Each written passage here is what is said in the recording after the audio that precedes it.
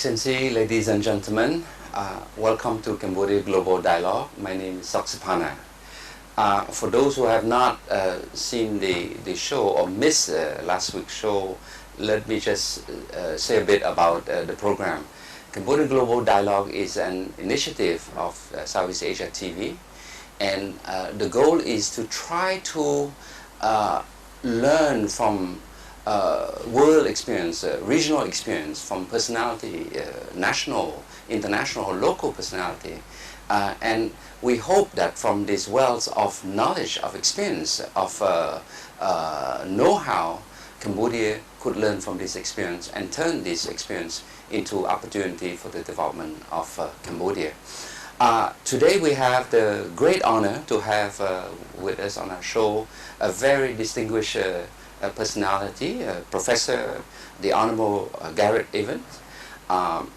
Professor Gareth Evans is formerly the Foreign Minister of Australia, and currently he's the Chancellor of Australian University, National University, and a professional fellow at the University of Melbourne.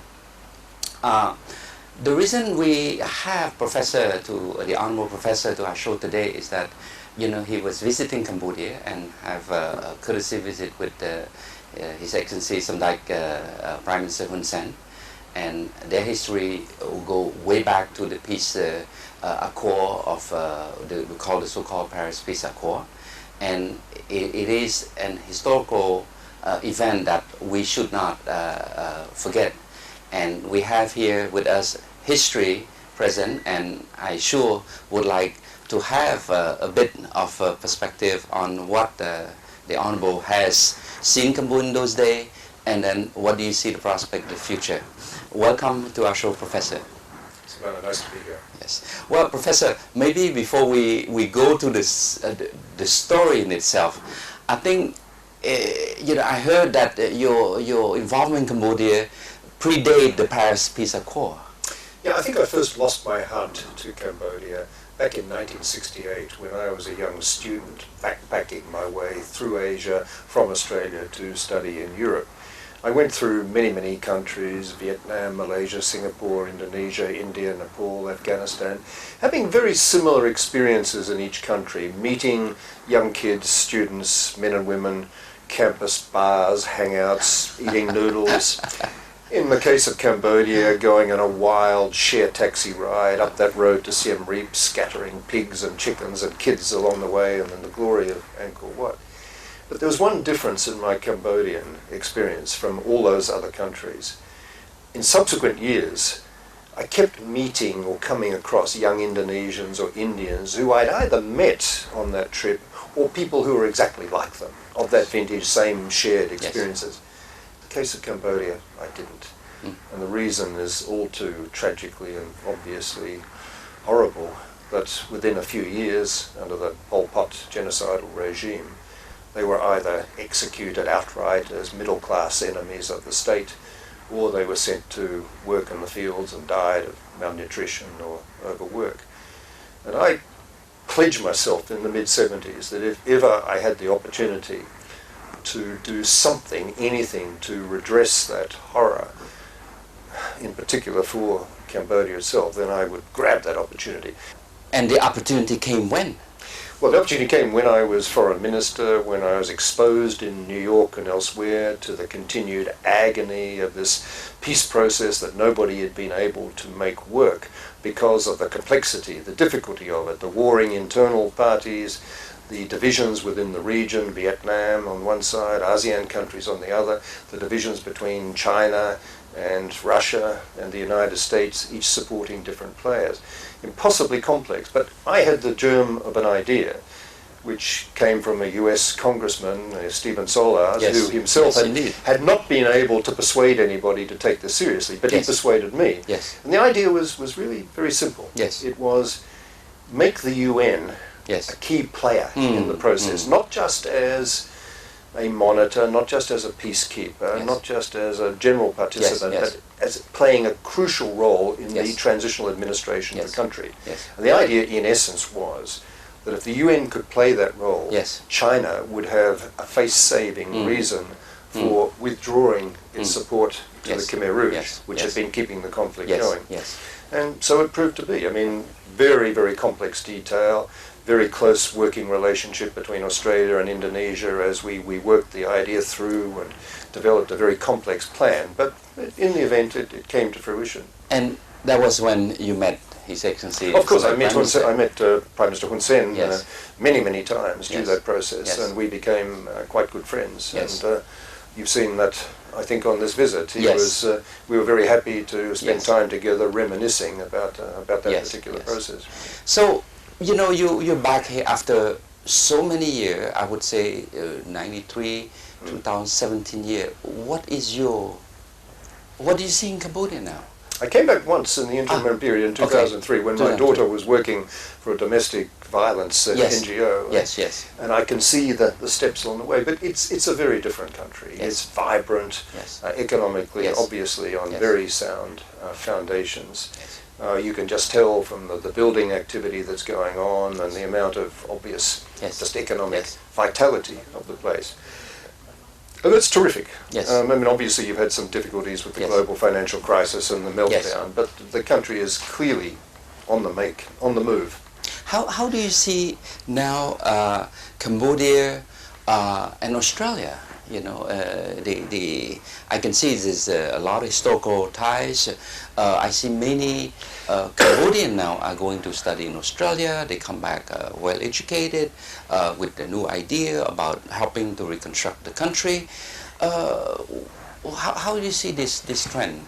I think this is a potentially very significant relationship indeed, because Australians are very sentimental towards Cambodia. They understand the horror that went on. They understand the role that Australia played in the peace process.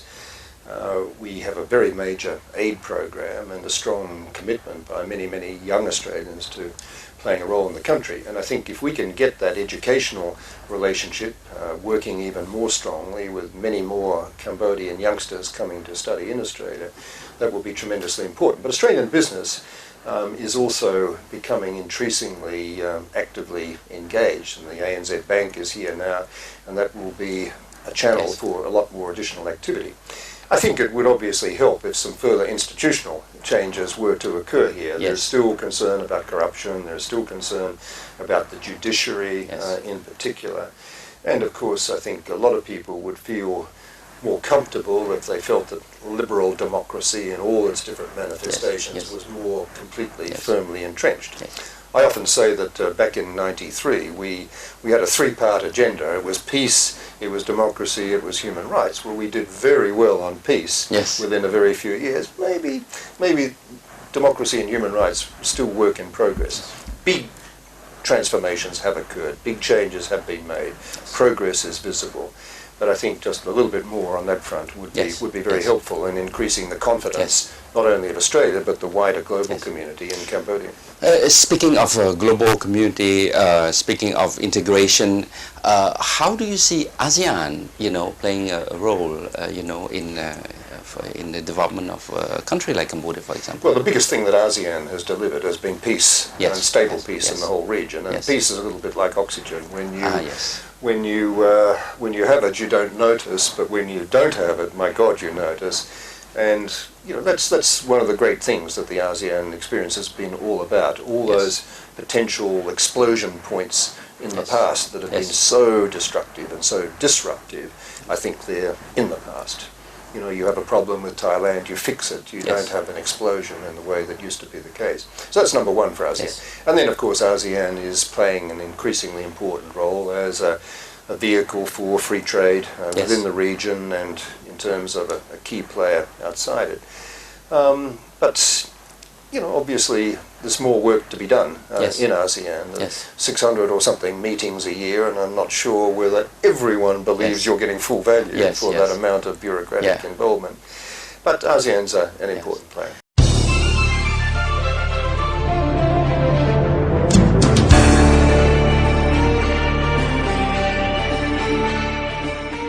I'm going to have to switch to you, Professor, Honorable, as Chancellor of Australian National University, more the academic side. I see a generational change happening in this country.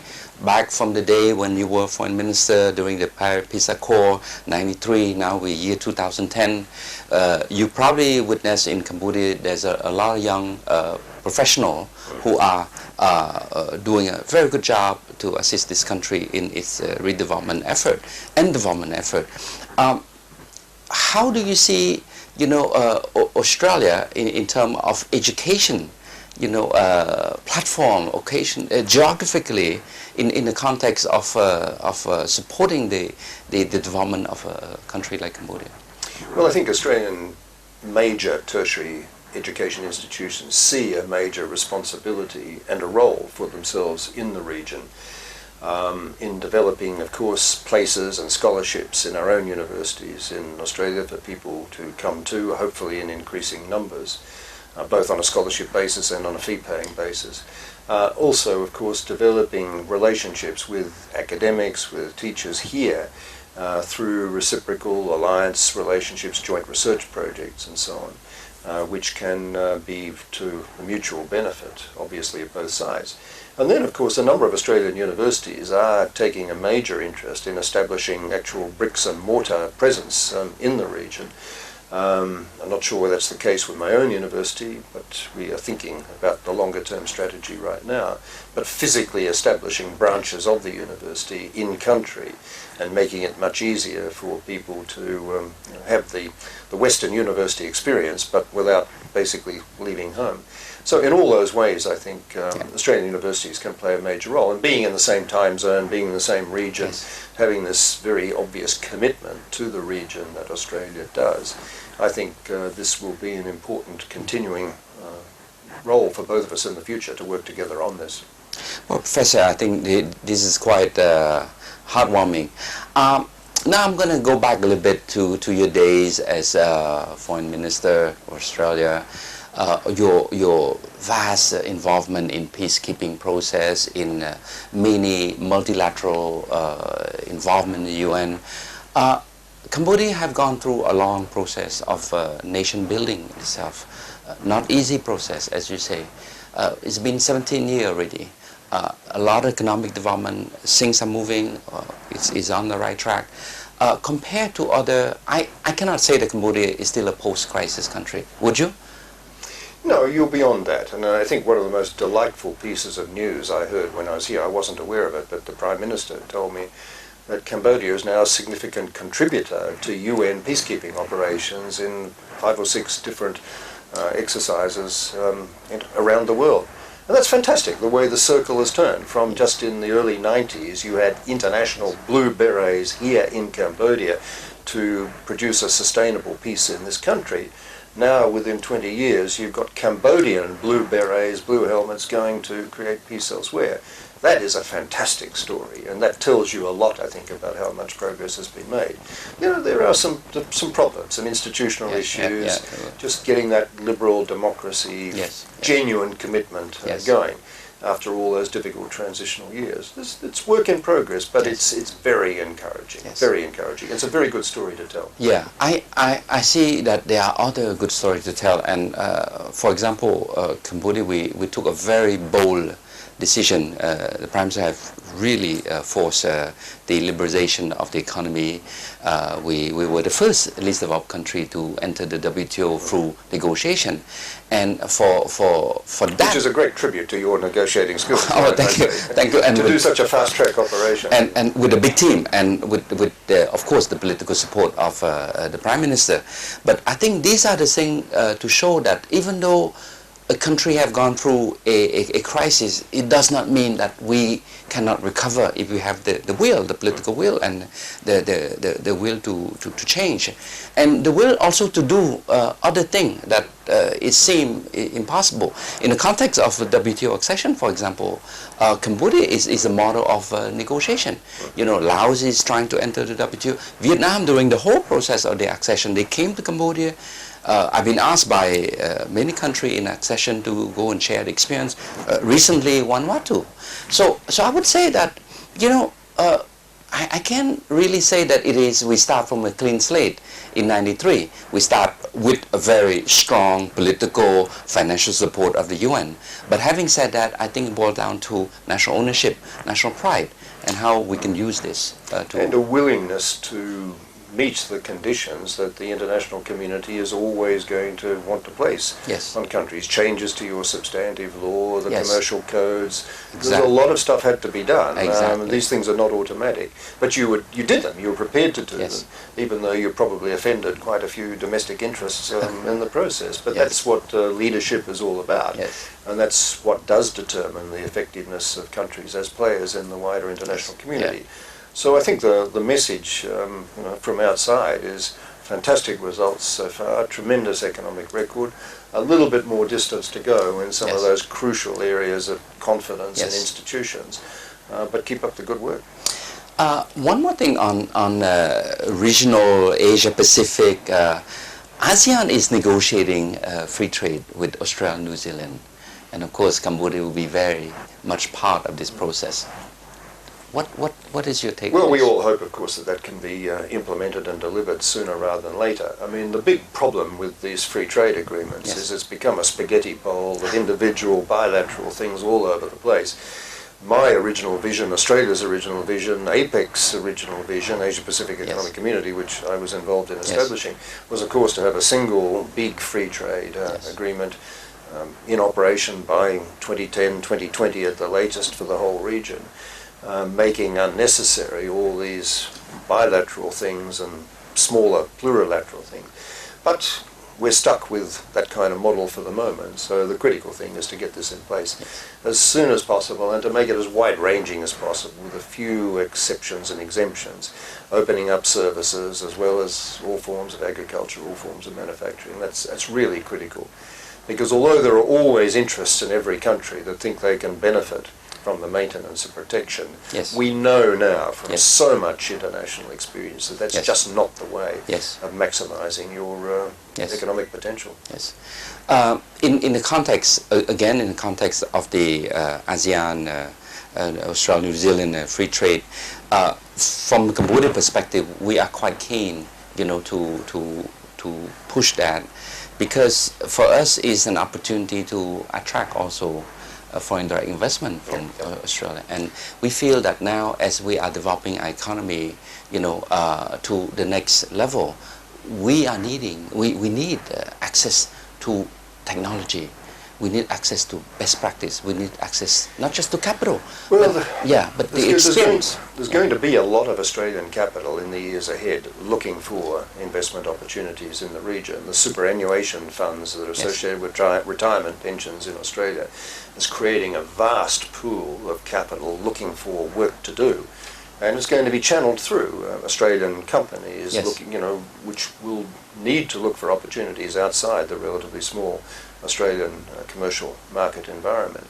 So I think the opportunities are huge. If you can create the confidence and create the opportunity, with the free trade thing obviously making life a lot easier for everyone concerned, if you can create these conditions, then I think the sky is the limit for the future. But we have to keep peace in the region as well. We have to keep an awful lot of balls in the air. Yes, indeed. That's a big job for all of us. Yeah, I think we have a head start with the implementation of China ASEAN free trade. So let's see how the implementation go, and hopefully we can shorten the learning curve when it comes to ASEAN, Australia, New Zealand. There's some interesting larger issues, of course, involving China's relationship with the region, with a lot of nervousness about just what China is going to be up to in the period ahead. But I think it's crucial to look at this relationship as one that really will be resolved by cooperation rather than competition, confrontation. I think there's a win-win potential for all of us in the relationship with China. There'll be a little bit of pushing and shoving and chest beating and testing of the limits along the way, as we saw recently with the South China Sea issues. But I think we all stand to benefit from a big, vigorous China as a major market, as a major player in the region. And it's a challenge. It's an opportunity and it's a challenge, but it's more an opportunity.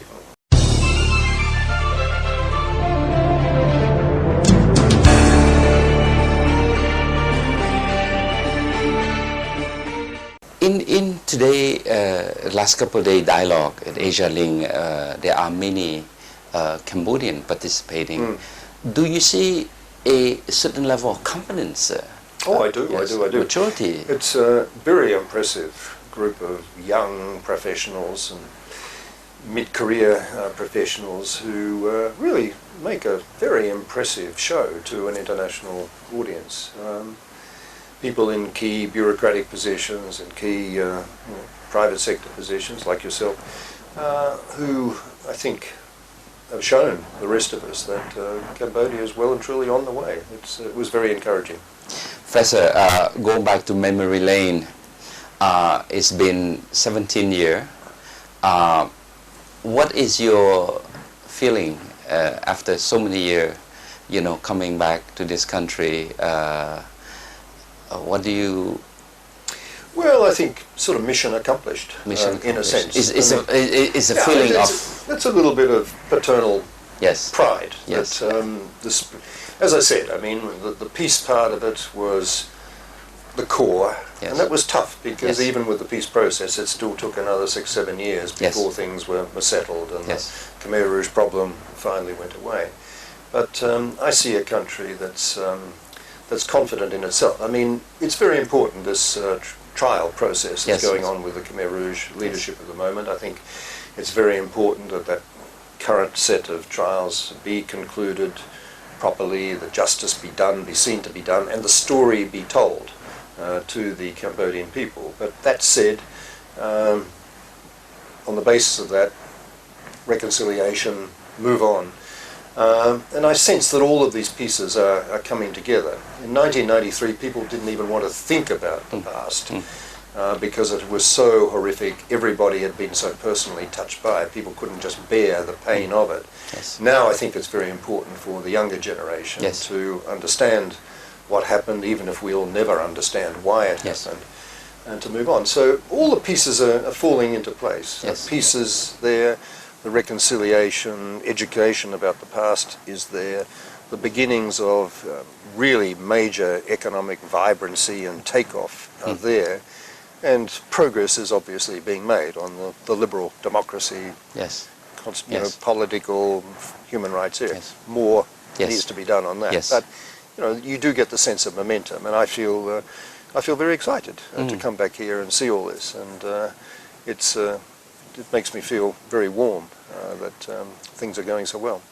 Well, Honorable Professor, I think we're coming to the end of our show, but let me just say that for a person who have not been privy to the political intricacy of how the peace process was made, it is quite exciting to hear from someone who have helped I would say design, draft, implement and carry to fruition something that 17 years later you see in the face of many Cambodian, of 14 million Cambodian, the face of happiness, the face of prosperity.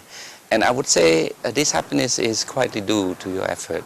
And on this one, maybe I could say that on their behalf, thank you to you, Professor. Excellency, ladies and gentlemen, unfortunately we are coming to the end of our program, and let me just say that it's been quite a very interesting dialogue from a historical perspective, and it's good to know that 17 years later, after the peace process, Cambodia is well on its way to good development, and there are work that still need to be done, but I think we have made good progress, and we hope that a few years from now, when you come back, you will see further changes. So once again, ladies and gentlemen, I'll see you next week. Goodbye.